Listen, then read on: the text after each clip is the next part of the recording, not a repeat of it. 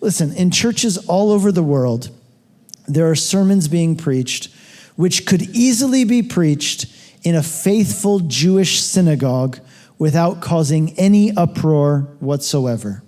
And by the way, that is a good test of your sermon. You can call it the Synagogue Test. If you could preach your message about the Old Testament in a Jewish synagogue and not get chased out of that place and chased down the street because you proclaimed the messianic hope in Jesus, then your message might be good, might be true, but it is not complete.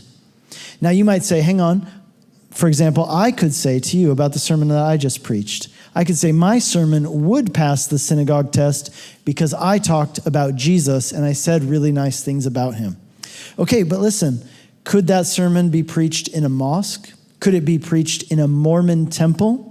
Because those people also talk about Jesus, but they talk about him as an example for good moral living. They extol him as a wise man and a good teacher. But friends, isn't Jesus more than that?